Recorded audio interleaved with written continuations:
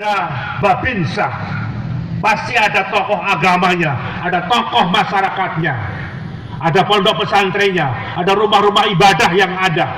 Ini harus dibangun komunikasi yang baik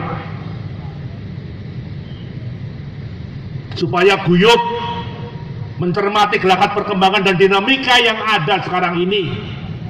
Deteksi dini harus jalan.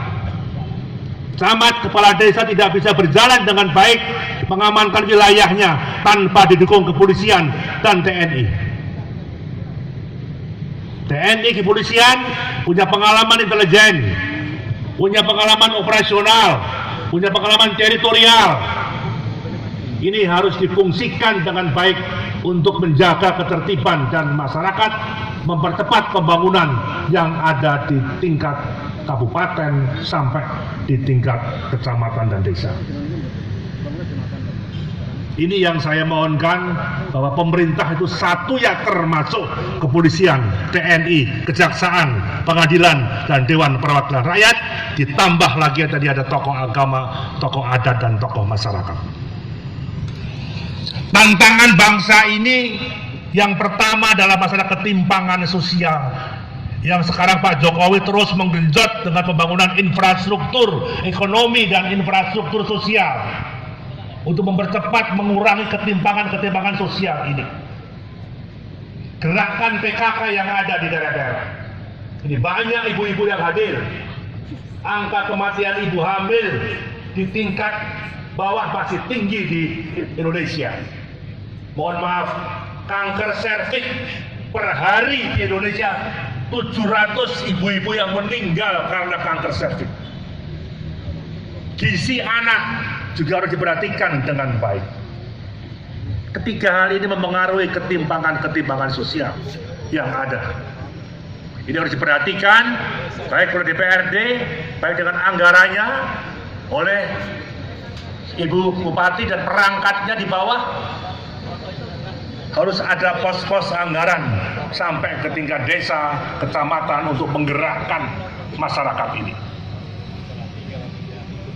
Tugas Bupati sampai Bapak Ibu sekalian adalah menggerakkan dan mengorganisir masyarakat yang ada untuk hal-hal tadi. Ancaman yang kedua adalah masalah yang berkaitan dengan narkoba. Narkoba bukan tugasnya Pak Kapolres saja, tugas kita semua. Sudah per hari rata-rata 70 orang meninggal gara-gara narkoba. Ini musuh bangsa kita. Ini harus cepat ditanggulangi, tidak ada ampun. Jadi kepada Ibu Bupati, pada Pak Sekda, kalau ada pegawai negeri sipil yang ketahuan narkoba, langsung pecat. Sama juga dengan TNI, sama juga dengan kepolisian, sama juga dengan kejaksaan, sama. Ini penyakit yang harus potong, diberantas. Yang ketiga adalah masalah bahaya radikalisme dan terorisme. Ingat ini. Siapa kawan, siapa lawan, kadang-kadang tidak jelas. Oleh karenanya tadi perangkat yang harus bersatu. Deteksi dini harus jalan dengan baik. Pemolisian di tingkat RT RW harus dijalankan.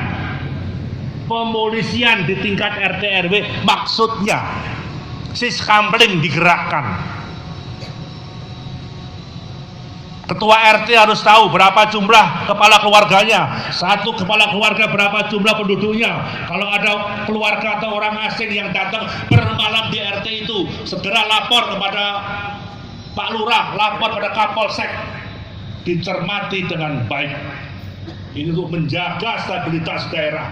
Sekecil apapun harus dijaga. Siskamling gerakan dengan baik.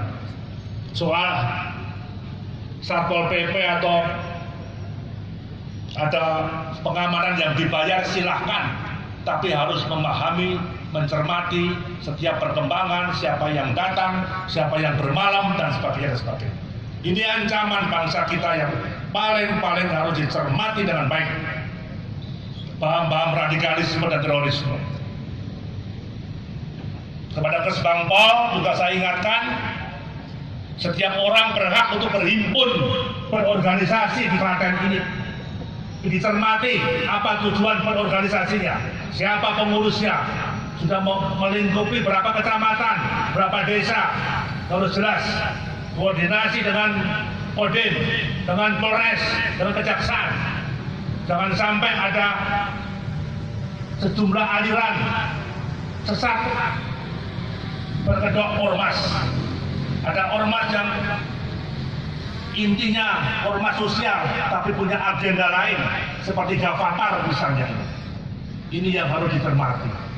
Kepala kelurahan dengan perangkatnya, kecamatan harus berkomunikasi dengan Kesbangpol membangun komunikasi dengan kejaksaan, kepolisian, dan TNI, dan lapor terus menerus kepada bupati yang ada di Klaten. Yang keempat dicermati adalah area rawan korupsi. Area rawan korupsi satu, masalah perencanaan anggaran. Harus ketat, pemerintah daerah dengan DPRD membahas dengan transparan. Kejaksaan mengawasi, melanggar aturan hukum atau tidak, mekanismenya bagaimana. Di perencanaan anggaran sumber utama korupsi. Yang kedua, dana hibah dan bansos. Saya sebagai Mendagri sudah mengeluarkan payung hukum. Boleh adanya dana hibah dan bansos. Asal tujuannya tepat. Jangan dari atas 1 juta sampai di kelurahan tinggal 200.000. Itu nggak benar, jangan mau terima. Kalau anggaran bansosnya 1 juta ya 1 juta. Jangan mau kong kali kong kepala desa, kecamatan yang hanya mau menerima dana hibah dan bansos yang sudah dipotong-potong. Ini area rawan korupsi. Yang ketiga adalah masalah retribusikan pajak. Hati-hati. Ini transparan, semua terbuka. Planning harus dibuka, termasuk penganggarannya harus jelas dibuka. Yang keempat adalah yang menyangkut belanja barang dan jasa.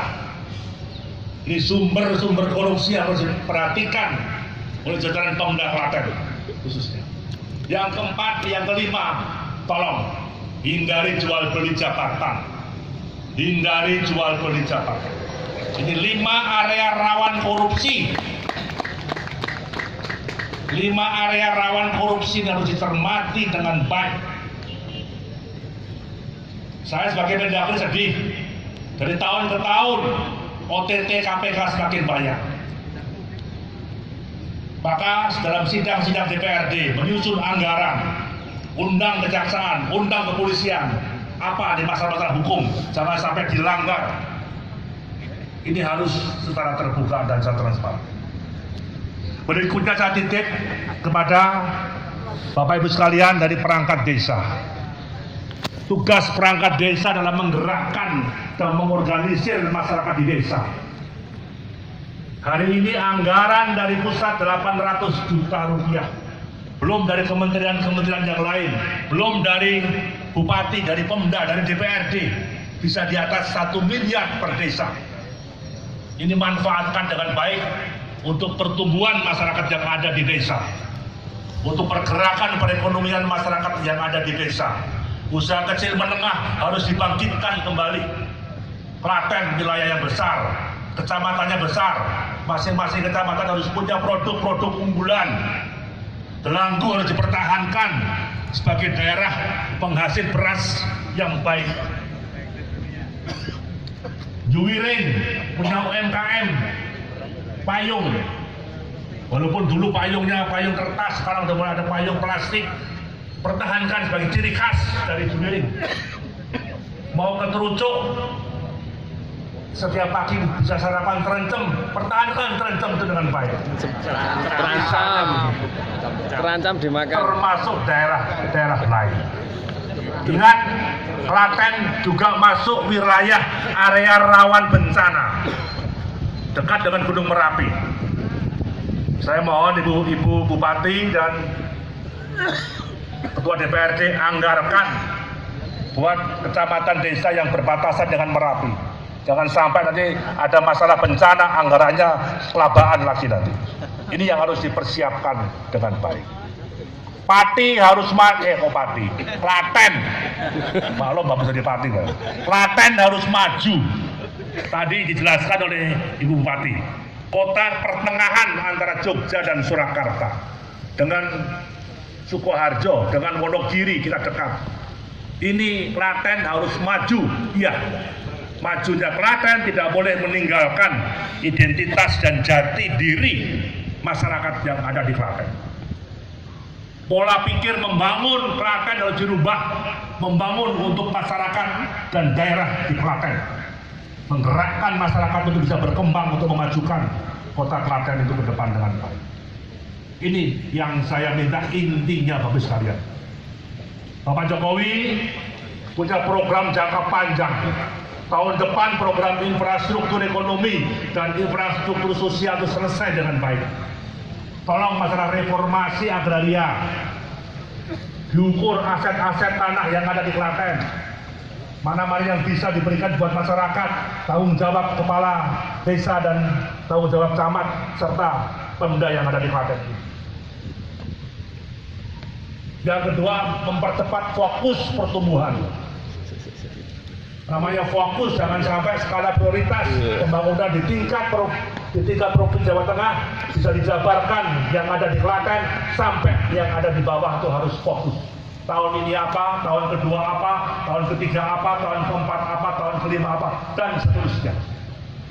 Ingat, tahun depan Agustus ini sudah tahapan pemilu legislatif dan pemilu presiden langsung. Daftar calon DPRD-nya, calon DPR RI-nya, calon presiden dan calon wapres Agustus sudah mulai didaftarkan. Tugas seluruh ASN didukung oleh TNI dan Polri Kejaksaan harus bagaimana konsolidasi demokrasi politik 5 tahunan harus berjalan dengan tertib, aman dan lancar. Diawali 171 pilkada serentak, termasuk pilkada di Jawa Tengah. Silahkan masing-masing calon kepala daerah adu program, adu konsep demi kemaslahatan masyarakat daerah, demi percepatan pembangunan yang ada. Tapi jangan kampanye dengan berujar kebencian, jangan kampanye dengan isu sara, fitnah, kebohongan. Ini menjadi tren yang ada. Baca koran, baca TV, banyak yang diperbuat oleh Bapak Jokowi. Beliau mengamanahkan, ini amanat rakyat Indonesia, pemerintah yang harus hadir, tapi diputar balikan oleh tokoh-tokoh yang katanya tokoh nasional, tapi yang berujar kebencian, berujar kebohongan, memutar balikan fakta-fakta yang ada. Mari kita berpolitik secara santun. Beda pendapat boleh, mau oposisi boleh, kritiklah dengan baik. Ada etikanya sebagai bangsa Indonesia. Beda pendapat sah, tapi jangan mengujar kebencian, jangan memfitnah, jangan memutarbalikkan fakta yang ada. Ini juga Bapak Ibu sekalian, kalau terima SMS, terima WA atau terima Facebook, hati-hati dibaca dengan betul. Yang ngirim siapa, isinya apa. Jangan langsung dikirim ke teman, ke keluarga, ke kerabat. Ini melanggar undang-undang kalau sudah memfitnah, mengujar kebencian dan sebagainya. Ini yang terjadi di bangsa kita. Semakin maju, semakin modern komunikasinya, tapi tantangan dan hambatan-hambatan ini harus dicermati dengan adil.